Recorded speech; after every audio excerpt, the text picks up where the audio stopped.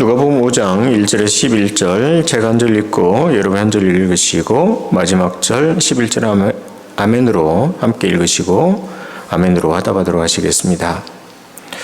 무리가 몰려와서 하나님의 말씀을 들을새 예수는 게네사렛 호숫가에 서서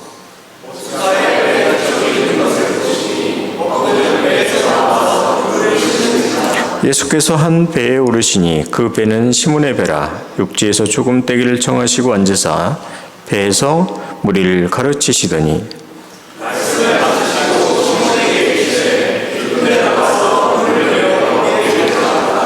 시몬이 대답하여 이르되 선생님 우리들이 밤이 맞도록 수고하였으되 잡은 것이 없지만은 말씀에 의지하여 내가 그물을 내리리다 하고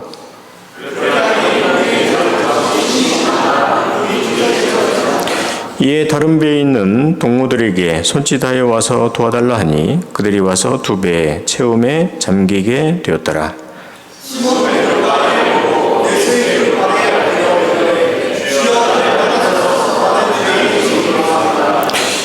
이는 자기 및 자기와 함께 있는 모든 사람들이 고기를 잡힌 것을 말미암아 놀라고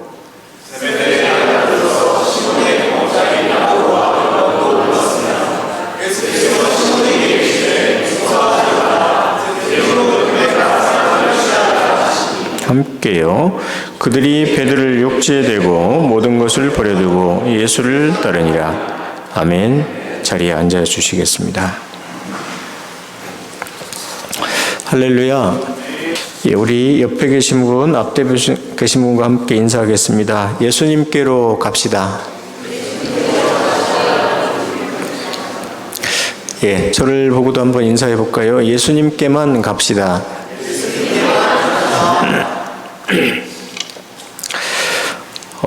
우리가 보기에는 정말 모순처럼 생기는 일 속에서 우리는 주님의 위대하심을 볼 수가 있습니다. 주님도 이런 곳에서는 절대 일하실 수가 없지 하는 상황에서 주님이 일하심으로 우리는 주님의 위대하심을 보게 됩니다. 그리고 바뀌지 않는 상황이 오히려 우리를 지금 계속 축복으로 인도해 가기도 하고 있습니다. 오병이의 기적을 보면 전부 다 도시락을 안 싸왔잖아요. 다 배고팠습니다. 그런데 오히려 그것이 기적이 일어나는 도구가 되었죠. 오늘 성경 말씀에 나오는 또 베드로도 역시 마찬가지입니다. 물고기 한 마리 잡지 못하기 때문에 예수님의 은혜가 임했습니다. 자, 오늘 성경 말씀 2절 말씀을 다 같이 한번 읽어보면 좋을 것 같습니다. 2절 말씀 같이 읽도록 하겠습니다. 호숫가에 배 두 척이 있는 것을 보시니 어부들은 배에서 나와서 그물을 씻는지라. 저는 이 말씀이 참 마음이 뭉클해요. 왜냐하면 제 마음 같아서요. 그리고 또 여러분의 마음 같아서요. 베드로가 밤새껏 고기를 잡기 위해 그물을 던졌잖아요. 그런데 베드로는 한 마리도 잡지 못했습니다. 그 마음이 어떻게 했을까요? 여러분 가운데서도 평생을 지금 살아오면서 평생을 신앙생활하고 평생을 그 어떤 일을 했는데 여러분의 손에 아무것도 지금 남지 않는 우리 성도들도 있을 것입니다. 베드로는 심지어 자기의 두 척의 배까지 동원했습니다. 그런데 아무것도 잡지를 못했어요. 그 마음은 어떻게 했을까요? 그런데 그 마음을 우겨잡고 이제 그물을 씻고 있었습니다. 베드로가 살던 이 당시에는 하루 고기를 잡아 하루 먹고 사는 시대였죠. 그렇기 때문에 베드로가 고기를 잡지 못해서 집에 가면 그의 가족은 뻔히 틀림없이 굶게 되었을 것입니다. 베드로는 그물을 씻으면서 이제 끝났다 이런 생각을 했을 것입니다. 여러분도 세상 살면서 이런 순간이 있을 거예요. 이제 끝났다. 이제 나는 내 인생 끝났다.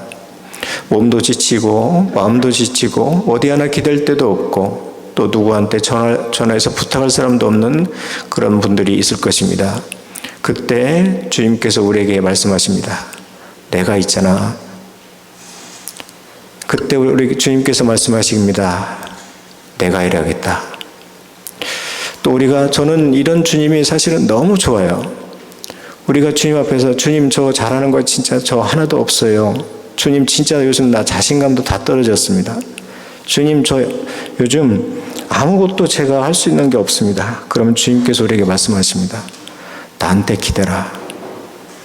내 어깨에 기대라. 여러분, 그러므로 우리에게 인생에 살면서 끝이 왔다 생각되면 지금 주님이 일하겠다는 신호인 것, 사인인 것을 믿을 수 있기를 바랍니다. 여러분의 모든 길이 바뀌었다면요, 주님이 여러분에게 지금 오라고 하는 사인이에요. 여러분 힘대로 지금 안 되고 있다는 것은요, 주님의 힘대로 하라는 사인입니다. 여러분 지금 계획이 다 잘 안 되고 있잖아요. 그러면 주님이 여러분을 향한 계획이 있다는 사인이에요. 여러분이 지금 어디를 둘러봐도 아무것도 보이지 않는다면 주님만 보라는 사인이에요. 여러분이 지금 무엇을 보아도 알 수 없다고, 지금 안개 같은 상황에서 그 무엇도 내가 알 수 없다고 하면 주님이 주님만 알라는 사인입니다. 왜냐하면요, 주님은 이 세상의 모든 길이 끊어졌을 때 길이 되시고, 우리 주님은요, 이 세상에서 모든 소망이 사라졌을 때 소망이 되시기 때문입니다. 그러므로 우리는 오늘 말씀을 보면서 한 가지 귀한 사실을 깨달아야 돼요. 야, 이 세상 별 볼 일 없다. 이 세상 우리가 더 이상 기대할 거 없다. 우리 주님께로 우리 다 돌아가야 되자. 오늘 예배를 드리면서 이러한 고백이 우리 가운데 있기를 바랍니다. 오늘 성경 말씀 4절 말씀을 볼까요? 4절 말씀 다 함께 읽도록 하겠습니다. 말씀을 마치시고 시몬에게 이르시되 깊은 데로 가서 그물을 내려 고기를 잡으라. 베드로가 고기 한 마리 잡지 못하고 그물까지 다 씻었습니다. 이제는 일이 다 끝났다는 거죠. 그런데 주님께서는 그물을 씻는 걸 보시고 베드로에게 깊은 곳에 가서 그물을 던지라고 하셨습니다. 왜 그랬을까요? 베드로는 지금 집에 가서 쉬고 싶었을 것입니다. 이제 막 고기를 잡지 못한 사람에게 다시 그물을 던지라는 것은 얼마나 힘든 일일까요? 더구나 이제 끝났다고 생각하고 집으로 가려는 사람에게 다시 한번 그물을 던지라는 것은 정말 베드로에게 너무 힘든 일이었을 것입니다. 그렇다면 왜 주님께서 베드로에게 그물을 던지라고 다시 한번 하셨을까요? 왜냐하면 주님께서 베드로에게 베드로가 잡을 고기를 모아놓으시기 때문입니다. 주님은요, 언제나 준비하시고 우리에게 하라고 하시는 분입니다. 주님께서 우리에게 왜 기도하라 말씀하신지 아세요? 축복이 준비되었기 때문에. 주님께서 왜 우리에게 기도하라고 하신지 아세요? 응답이 준비되셨기 때문에. 주님께서 왜 이 길을 가라고 말씀하신지 아세요? 주님은 길을 만들지 않으면 길을 가라고 말씀하는 분이 아니기 때문에.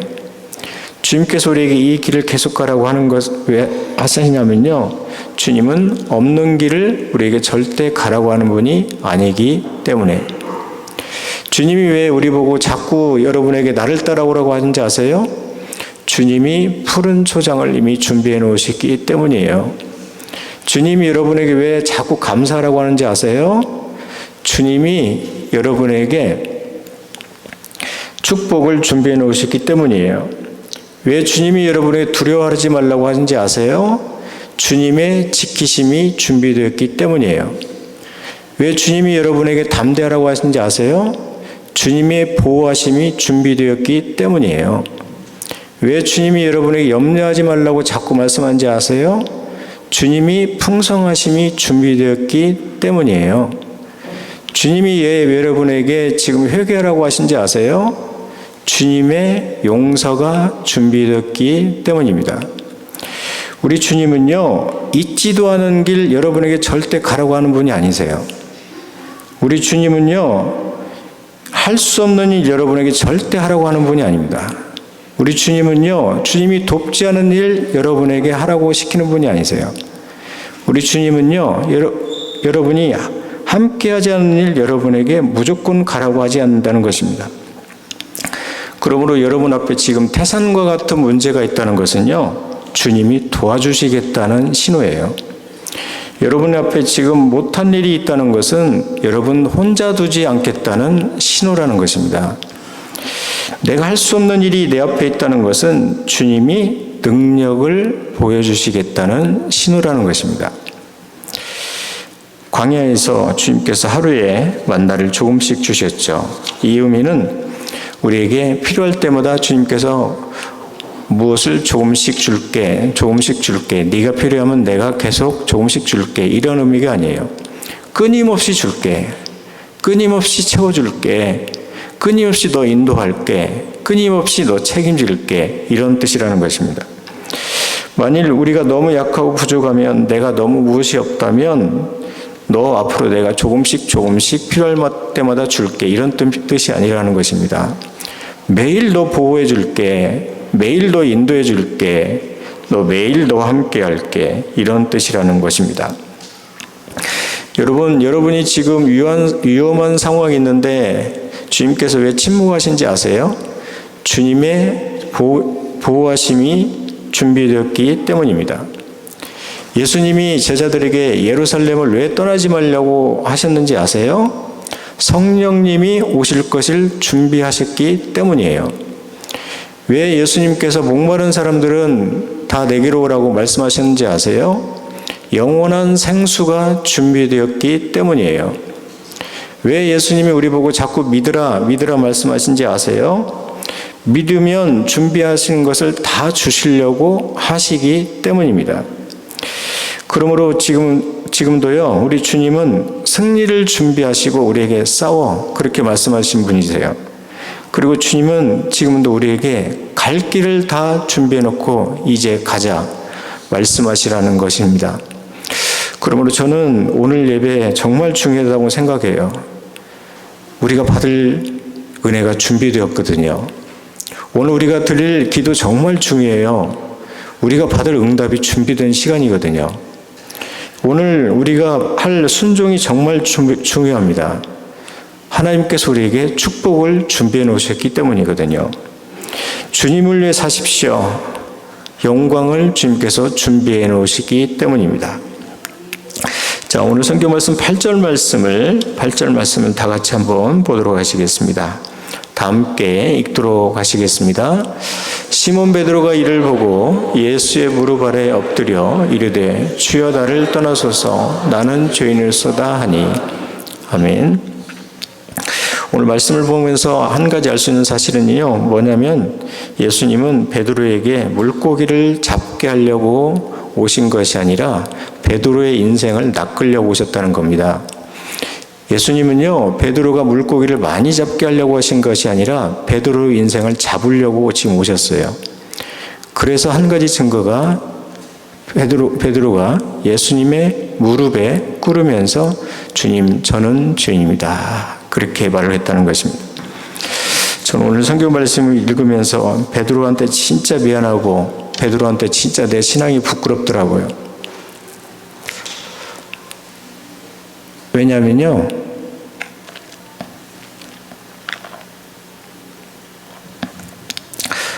저는 요즘 제 신앙을 되돌아보니까 내가 죄인이어서 주님 앞에 울고불고 한 적이 없더라고요. 내가 원하는 기도 들어주시지 않아가지고 내가 주님 앞에서 울고불고 한 적은 많아요. 근데 하나님이 원하는 기도 들어주시지 않아서 내가 울고불고 한 적은 없어요. 진짜 나 베드로한테 미안하더라고요.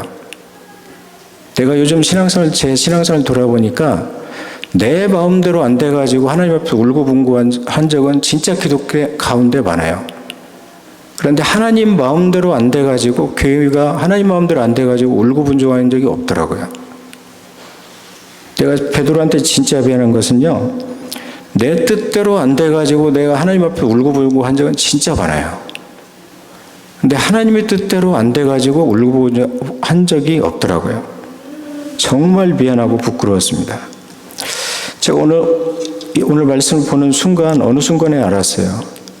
아, 내가 주님을 원한 게 아니었구나. 아, 내가 주님이 가진 것을 원했고 내가 원하는 주님을 원했구나. 그러면서 정말 부끄러웠다는 생각입니다. 정말 내가 주님을 위해서 울고불고 한 적은 한 번도 없고 나를 위해서 울고 본 적이 너무 많은 나 자신을 보면서 베드로가 아니라 그게 나였다는 것을 제가 깨닫게 되었습니다. 오늘 베드로는 이제 예수님을 원하기 시작했습니다.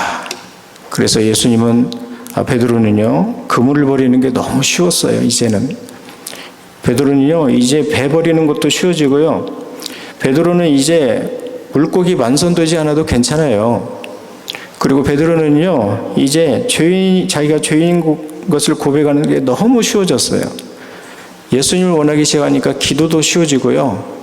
예수님을 원하니까 순종도 쉬워지고, 예수님을 원하니까 기도하지 않는 것이 더 불편해지고, 예수님을 원하기 시작하니까 불순종이 불편해졌다는 것입니다. 오늘 베드로를 보면서 우리가 알 수 있는 사실 한 가지가 있어요. 여러분, 이 세상에 살면서 여러분 망할 것 같다면 망하지 않는 분에게 가시면 돼요. 여러분 이 세상 살면서 넘어질 것 같으면요, 넘어지지 않는 분에게 여러분 가면 돼요. 여러분 이 세상 살면서 쓰러질 것 같잖아요. 쓰러지지 않는 그분에게 가면 돼요. 여러분 이 세상에 살면서 죽을 것 같잖아요.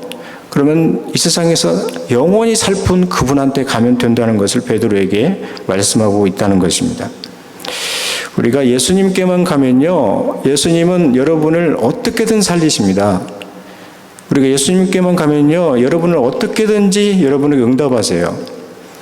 여러분을 강하게 하셔서 응답하시든, 여러분을 약하게 하셔서 살리시든, 여러분을 낮추셔서 여러분에게 기도 응답하시든, 여러분을 높이셔서 여러분을 회복시키시든, 여러분을 기다리게 하셔서 여러분이 응답하시든, 아니면 바로 주님이 찾아오셔서 응답하시든, 여러분에게 꿈을 보여주셔서 여러분을 사용하시든, 아니면 직접 찾아오셔서 여러분을 이끄시든, 주님은 반드시 여러분을 살리신다는 것입니다.